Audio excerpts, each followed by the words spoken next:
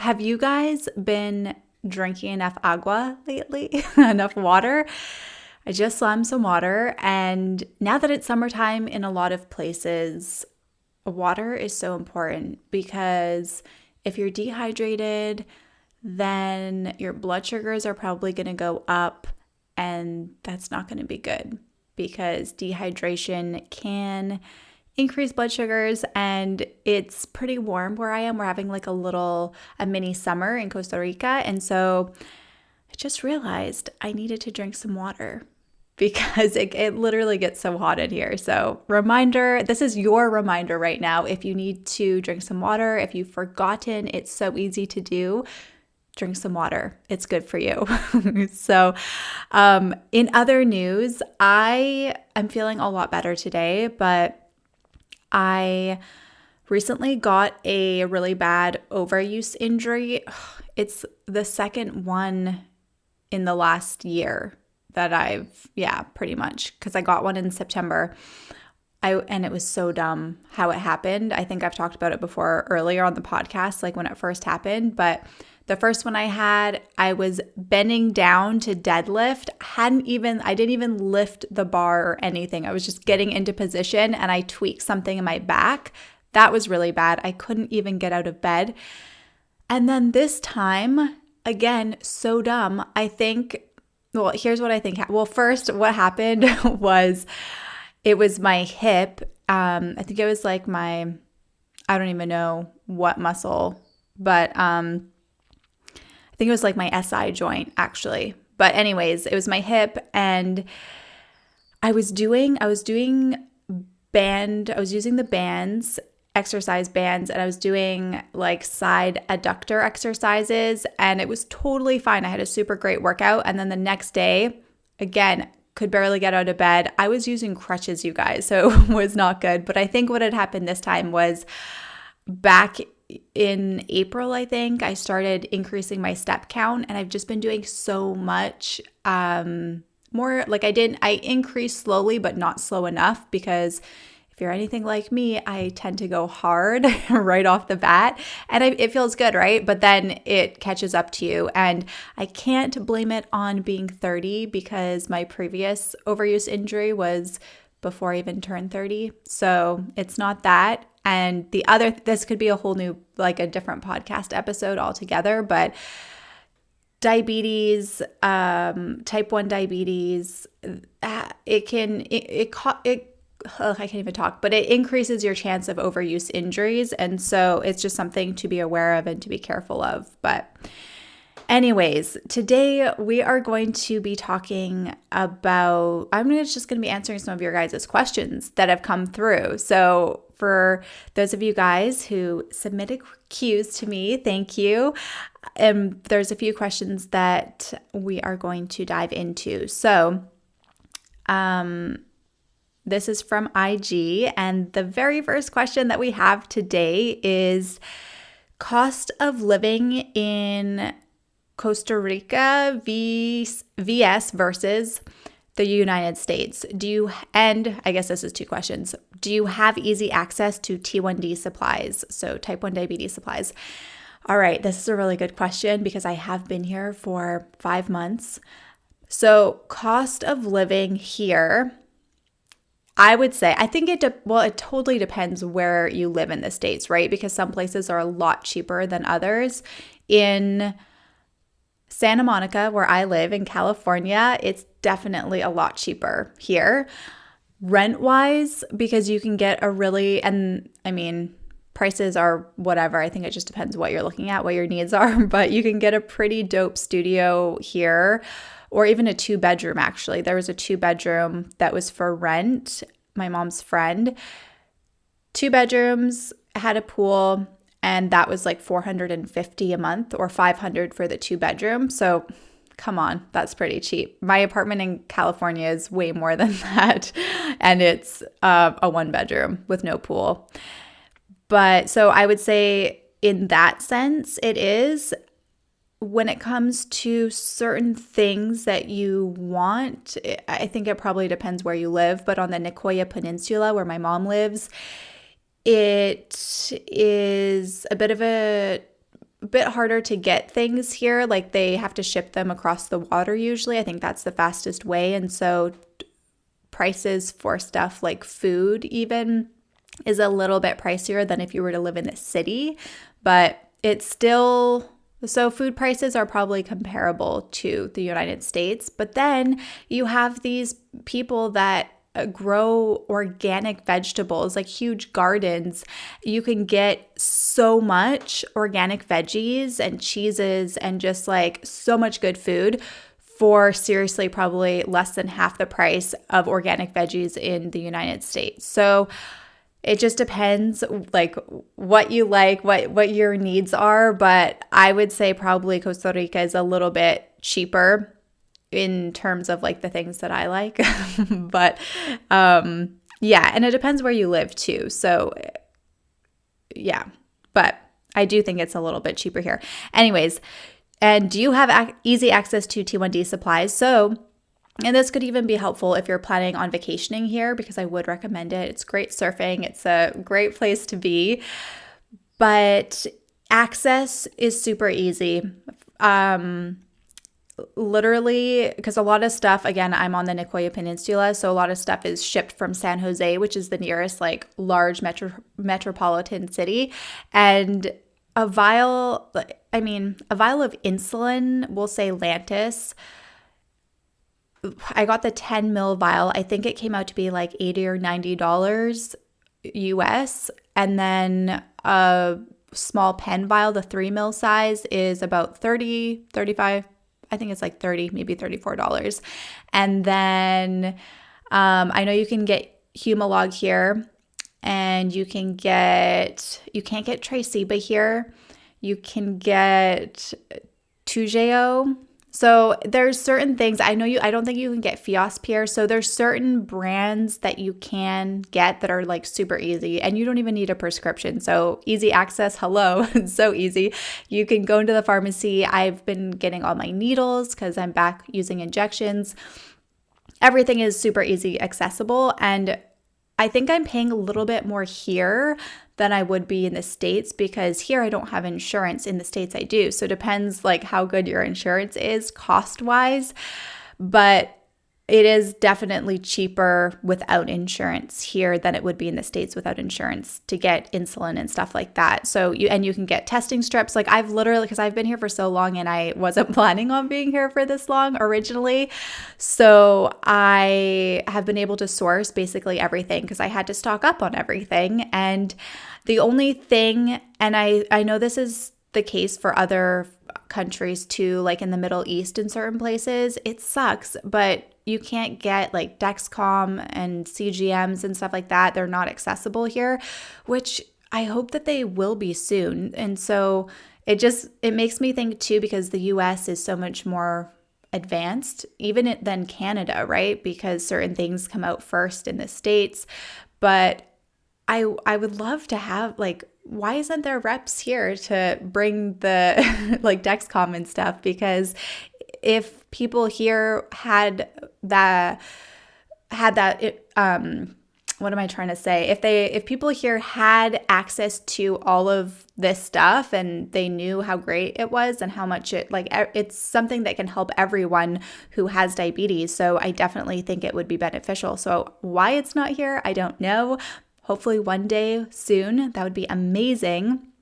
But if you ever need something shipped from the States, because I've been doing this too, there's this great service that you can get stuff way better than DHL. Don't even get me started with DHL, but it's really easy to get stuff shipped if you need to. And I actually did it was a special episode that I talked about how to get stuff shipped here easily, and basically just what my biggest challenge has been since being in Costa Rica. And I posted that inside of the inspiration library. So if you go, I'll link to it in the show notes, but if you go to tajakato.com/inspiration, the inspiration library is free. There's a bunch of stuff in there. That episode is in there if you're like, I'm going on vacation to Costa Rica, or I'm going to move there, whatever, then you can find that episode. It could be helpful to you. But it is actually really easy to get diabetes supplies here, and you don't need a prescription for any of them. So kind of awesome.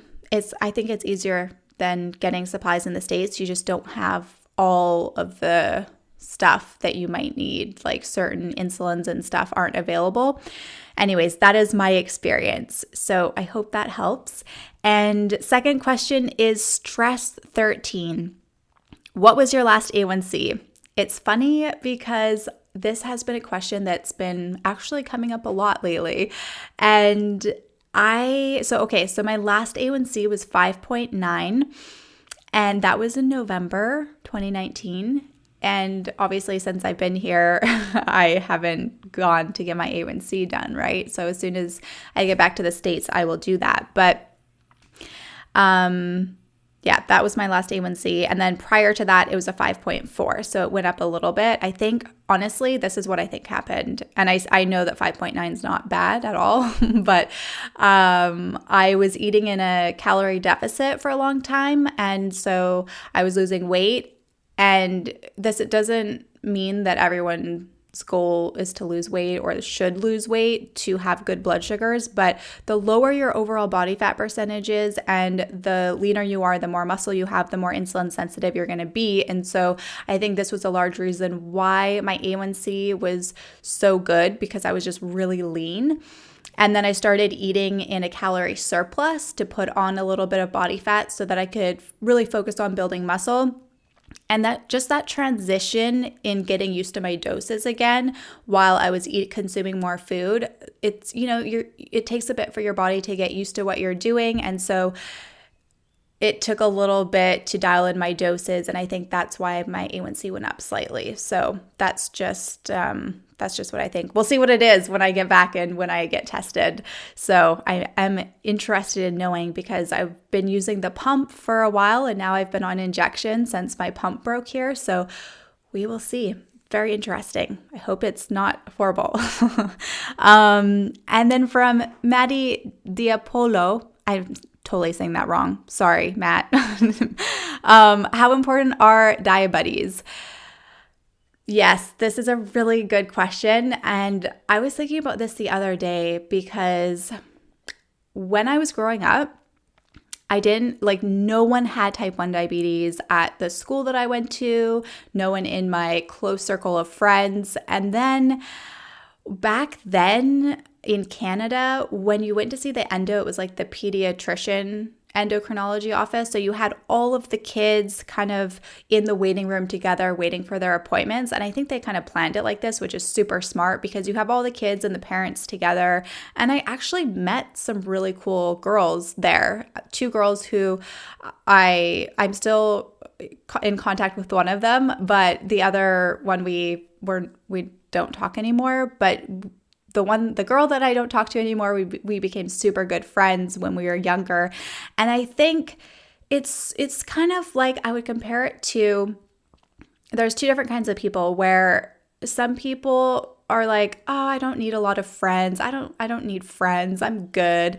And then other people really need that friendship. And I'm open to another perspective to this, but where I stand right now, I do really strongly feel that everyone really benefits on having relationships. I think as a human, that is something that is important to have and to cultivate, is relationships. And I don't mean relationships just in like an intimate partner, but also your friends, family, whatever that means, just to have someone to communicate with. I think it's a really huge part of our growth, and just having that connection, I think, is really, really important. And so that's why I kind of compare a diabuddy to just having a relationship or a friendship, same kind of thing in this context. But because when you do have someone, because I've gone through both, where like for so long I didn't have anyone, and then I had someone in my life who kind of shared the same struggles. And then I kind of felt alone again because we had a falling out. And then when I found the online world too, that was just such a huge thing because it makes you feel less alone when you're able to connect. And whether that's in person, online, whatever it is, even if it's like a pen pal, like if I was really young and I had someone who I could just write to that I knew shared the same struggles, the same experiences, it makes you feel less alone. So a long answer to a simple question is yes, I totally think that diabuddies are so important because there's just something so special about knowing that you're not alone when you're facing certain struggles, that you're not the only one out there who's having these challenges. And I think sometimes that you don't really know that until you meet other people who are sharing the same struggles, right? Like there is someone out there. And that, I think that goes with everything. Like it doesn't matter what sort of stuff you're faced with, when you have that connection with someone who is sharing that same struggle or that same thing, it's just such a cool feeling. And I think it's really beneficial in for everyone to be able to experience that. And so diabuddies are so super duper important. And I wanted to, there we go. I wanted to just, there was this one question that came in and it's really interesting. It's a personal question. It came through email and I wanted to talk about it. I wanted to shed some light on it because it's actually come through in a few different ways. And so the question is, what year were you diagnosed and what were your thoughts, feelings, and emotions around it? And you guys might be able to relate. So piggybacking off of the whole diabuddy thing, I mean, I kind of feel like it's nice to feel like we're all part of one big family. But I was diagnosed in 1999, so when I was 9 years old. And during that time, it's so weird. I almost feel like when I go through really challenging times, I almost put like a block against them where it's like I purposely just don't remember things, but subconsciously, I don't know, it's weird because it's like when I try to think back, I'm like, I'd like to remember that, but like somehow I don't. And so I think some painful experiences, maybe you do this too subconsciously, you kind of just put this block. But what I will say, I know that it was really challenging. The most challenging part was just being in the hospital and then just your life is completely turned upside down because what you once knew completely changes into something totally different. It's like you have to get used to a whole new lifestyle. So that was difficult. And my feelings and emotions, I think I carried a lot of sadness around it because it was like I was letting go of this one part of my life and then stepping into a new one, and one that it kind of matures you really fast because you have so much to think about, so much responsibility. It's like putting a 5-year-old in charge of like 1,000-person company where there's just so much to learn, so much to be responsible over, and the learning curve is huge. And on top of that, just I think there was a lot of confusion too because it's like all of a sudden, it's not like you're slowly building up into a new lifestyle. It's like overnight, you're like completely different, right? It's a 180. So there was a lot of confusion and I think a lot of sadness, and it took me a while to accept the whole situation. It took me years actually until my mid-20s. I thought that I had accepted it so many times prior, but that just until I was shown that there was a community of people who shared the same struggles and the same challenges, I realized at that point that I hadn't fully accepted it because I was holding off on getting a CGM or an insulin pump because I was worried about how people would perceive me or think about me. I didn't want to be different. And so even though I said and I thought, I totally accept it, this is just how it is because I couldn't remember any different, I realized I hadn't. And so again, that another reason why diabuddies are so important, because it just shows you what is possible. It shows you that you're not alone, that you're not this different person that you think you are, because you're not standing up there alone. So I think that's just kind of, yeah, I just wanted to share that as well, because that has come up, and maybe you have like your own thoughts and feelings and emotions around it too. And I also think because there's some people that feel so confident from day one, and they're confident in showing their diabetes and educating people, right? Like it becomes a force of education for just sharing the certain things with other people. And I think that's great. I don't think there's a right or a wrong way, because if you're someone who, like me, has struggled to really accept it, I think that it's all part of just the learning curve, the learning experience, and stepping into just the best version of yourself. And it's on this topic too, there's a book. I don't know what it's about. I haven't read it. Conor McGregor, his coach, just released it, I do believe. I haven't even Googled this, so maybe I shouldn't be talking about it. But the title of the book is called Win or Learn. And I think this could apply to so many different areas of one's life, and even managing type 1 or diabetes, right? Like you're either winning or you're learning, and it's the same. You're never failing.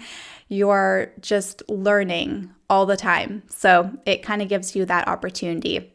But I hope this episode was helpful to you. And if you guys have a question you want me to answer, a question for the podcast, or just want to connect in general, head over to Instagram. You can send me a DM on there, and I'll be happy to answer and connect with you. Would love to hear from you. And if this episode is helpful today, please share it with a friend, and don't forget to subscribe, because that way you won't miss out on future episodes and bonus content.